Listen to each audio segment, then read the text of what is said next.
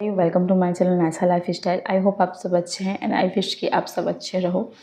So guys, बच्चों को टीकाकरण लगाना बहुत बहुत बहुत ज़रूरी है, बट अगर आप उनकी केयर ढंग से नहीं करेंगे तो बच्चों को टीकाकरण लगाने के बाद जो उन्हें प्रॉब्लम होती है आप समझ भी नहीं सकते हैं। उन्हें जो दर्द होता है वो तो होता ही है, बट उसके बाद अगर हम ढंग से उनका केयर नहीं करते हैं तो उसके बाद भी उन्हें बहुत ज़्यादा प्रॉब्लम का सामना करना पड़ता है। जो मेरे साथ हुआ मैं आप सबसे शेयर कर रही हूँ। अराउंड उससे मैंने अपनी बेबी को 3 या 4 महीने के गैप में मैंने एक इंजेक्शन उन्हें लगाया था। कौन सा आई डोंट नो, बट हाँ लगवाया था। मैंने हॉस्पिटल में क्या किया, सबसे बड़ी गलती मेरी कि मैंने कॉटन जो वो लोग लगाते हैं ना इंजेक्शन देने के बाद मैंने उन्हें रब कर दिया। 2 इंजेक्शन लगाए थे आई थिंक, एक हैंड पे और दूसरे थाई पर। तो मैंने क्या किया, थाई वाला कॉटन के जो बॉल्स होते हैं उससे रब कर दिया। तो सबसे पहले मेरी गलती वो थी।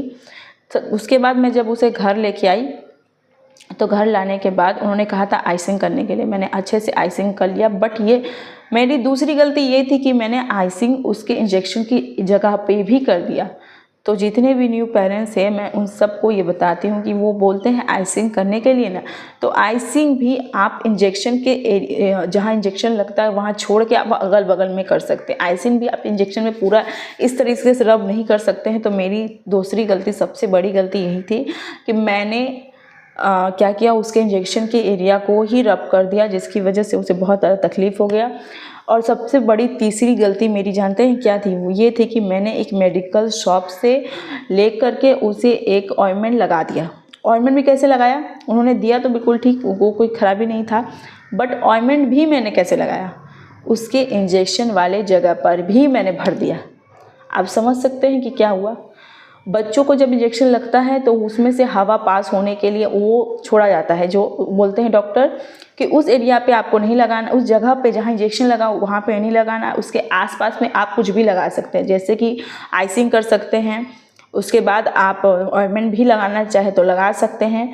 बट मैं जब उसे वैक्सीन लगाने गई ना तो मैंने देखा कि अधिकतर जितने भी मॉम्स थे वो एक बात पूछ रहे थे कि क्या हम अपने बच्चे को ऑइंटमेंट लगा सकते, तो उन्होंने सिर्फ यही कहा कि मत लगाइएगा। क्यों? क्योंकि अधिकतर मॉम क्या करती है कि इंजेक्शन की जगह पर ही ऑइंटमेंट को लगा देती है। आइसिंग भी करने, कुछ भी हम बोलते हैं तो उसी जगह पे लगा दे, जिससे बच्चे को बहुत ज़्यादा तकलीफ़ का सामना करना पड़ता है। और सही बात है, मुझे भी तकलीफ़ का सामना करना पड़ा, मेरे बच्चों को भी तकलीफ़ का सामना करना पड़ा। आगे क्या हुआ, ये गलती मैंने कर दी। 3 जो गलतियाँ थी, मैंने उसे पहले कॉटन बॉल वाला उसे रब कर दिया। दूसरे, जब घर आने के बाद मैंने उसे ऑइंटमेंट लगा दिया, आइसिंग लगा दिया उसी जगह पर। उससे क्या हुआ, आमतौर पर जितने भी वैक्सीन है उसका असर 3 दिन के अंदर चला जाता है, चाहे फीवर हो चाहे कुछ भी हो चला जाता है। बट 3 दिन के अंदर उसका जो है फीवर तो चला गया, बट वो जो थाई वाला था ना वो बिल्कुल ईंटा की तरह हो गया। और इतना दर्द, उतना पेन में वो थी कि हम बिल्कुल भी घबरा गए कि 3 दिन के अंदर ये चला जाता है, तो ये इतने दिन क्यों रह गया। हमने डॉक्टर से जो भी कंसल्ट किया इस बारे में, तो उन्होंने क्या आपने कोई ऑइंटमेंट लगाया, क्या आपने आइसिंग ढंग से की? तो मुझे कुछ समझ में आया नहीं। मैंने कह दिया कि सर मैंने तो सही से किया था। तो उन्होंने कहा क्या आपने जहाँ इंजेक्शन लगा था वो जगह छोड़ा है या फिर उसमें भी आपने लगा दिया? तो फिर मुझे याद आया कि ये बात तो सही है, मैंने उसी जगह पे लगा दिया था। तब उन्होंने मुझे समझाया कि ऐसा नहीं होता, वहाँ से बच्चों को हवा पास होता है जिससे कि बच्चे को दिक्कत नहीं होती है, वो भर जाता है खुद ब खुद। उसको आप अगर भरेंगे तो उसमें से हवा आने की जगह नहीं होगी, जिसकी वजह से बच्चे को सही में उसे काफ़ी ज़्यादा तकलीफ़ होगी। अगर ऐसा हो गया है तो उसे बहुत ज़्यादा तकलीफ़ होगी। तो उन्होंने कहा कि एक काम करिए, आप दिन भर उसे आइसिंग करते रहिए, उससे उस जो वहाँ पर पत्थर की तरह हो गया, बिल्कुल हार्ड हो गया है, वो ठीक हो जाएगा। अब आप सोच सकते हैं कि मेरी बेटी तो एक निमोनिया की शिकायत थी, ठंड का मौसम था, वो अगस्त में हुई थी आई थिंक, उसे नवंबर दिसंबर में ये प्रॉब्लम हुई थी। तो ठंड का मौसम, ऊपर से उसे निमोनिया का शिकायत। आप समझ सकते हैं कि उसे आइसिंग करना भी दिन भर, मतलब कि आप सोच सकते हैं, बोले कि कम से कम 2 से 3-4 बार उसे आइसिंग करते ही रहिए, और उस एरिया को छोड़कर आइसिंग करिएगा तो उतना ही बेटर होगा। तो आप, मेरे ख्याल दिमाग में तो कुछ आया नहीं, तो फिर मैंने सोचा करते हैं एक चीज़ ठीक करने के पहले कोशिश करते हैं।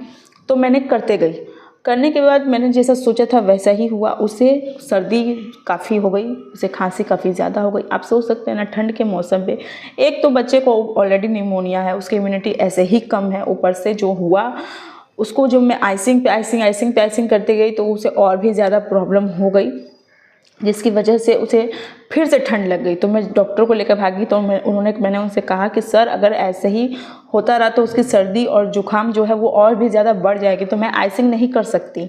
तो उन्होंने कहा कि कोई और नहीं हो सकता कुछ भी, आपको आइसिंग ही करना होगा, क्योंकि आप ऊपरी दवा दे सकते हैं उसे, बट आपको जितना हो सके उसे आइसिंग ही करना पड़ेगा।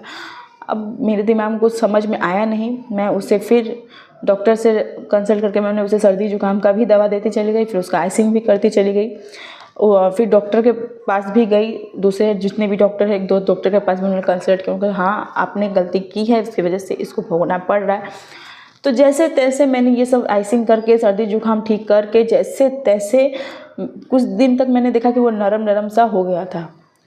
सडनली उसमें से क्या बोलते हैं उसको, जो पीप की तरह नहीं निकलना है, सडनली उसमें से पीप की तरह निकलने लगा। अब हम और भी ज़्यादा डर गई, मेरे मम्मी भी डर गई कि ये क्या है, अब वैक्सीन की जगह से पीप निकल रहा है, उसके वहाँ से सही में पीप निकलने लगा। पीप निकलते निकलते ब्लड निकलने लगा। हम और भी ज़्यादा डर गए कि ये क्या है। और जानते हैं ये सब निकलने के पहले उसके पूरा ब्लैक हो गया था, वो जो ईटा की तरह जो हार्ड हुआ था ना उसके थाई में, वो पूरा ब्लैक हो गया था, पूरा काला हो गया था। उसके बाद जब हमने फिर से आइसिंग एक दिन किया तो उसमें से अपने आप पीप की तरह निकलने लगा, ब्लडिंग निकलने लगी। उसको इतना ज़्यादा पेन हुआ इतने दिन के प्रोसेसर में कि आप पूछिए मत। इतने दिन के प्रोसेस में उसे बहुत ज़्यादा दिक्कत हुई, बहुत तकलीफ़ हुई। वो सही से पाँव नहीं उठाने पाती थी, हम लोग उसको गोद में लेते थे ना, वो इतनी रोती सही से फीड नहीं कर पाती थी, बहुत ज़्यादा बच्चे को दिक्कत हुई।